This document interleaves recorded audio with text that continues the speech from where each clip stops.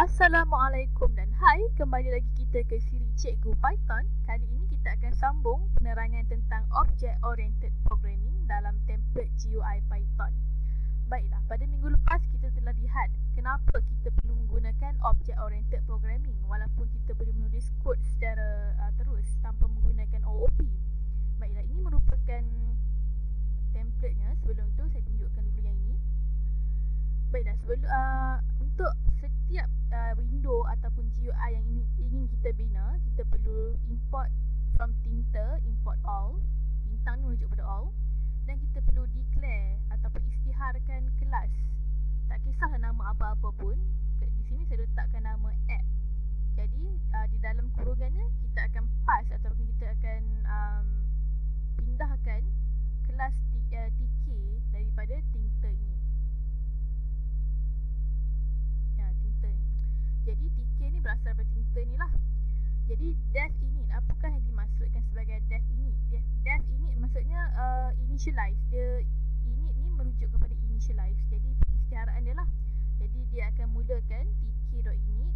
Jadi self ni merujuk kepada pemilikan function ini ataupun fungsi ini dalam kelas app tk.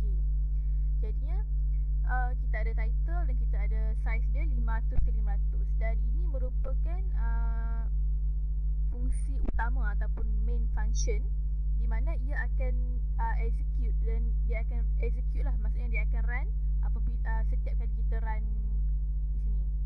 Jadi kita run dan dia akan keluar new window di sini bersama size nya 500x500. Program berhenti dan main loop ni merujuk kepada dia running the GUI, running the window. Jadi app ni merujuk kepada app yang di sini dan main loop ni merujuk kepada fungsi yang berada di dalam TK ataupun tinter. Jadi kita tak nampak di sini sebab dia ada kat background lah, dia dah declare awal-awal. Jadi yang ini pula OOP biasalah. Jadi kita ada di sini kelas yang kita declare. Saya letakkan nama anything di sini dan dia bermula dengan initialize di sini.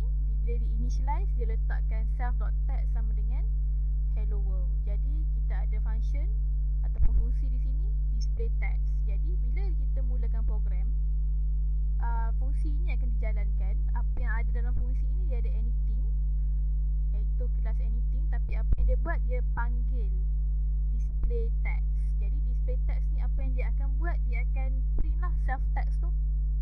Seperti juga yang tadi tu, seperti juga main loop ini. Dia seumpamanya lebih kurang macam ni lah. Tapi main loop ni dia akan running the window. Yang ni dia akan display text sahaja. Jadi mari kita lihat. Jadi hello world. Jadinya kalau di sini pun dia ada main loop, kalau kita run di sini dia akan paparkan window tersebut ataupun tertingkap tersebut.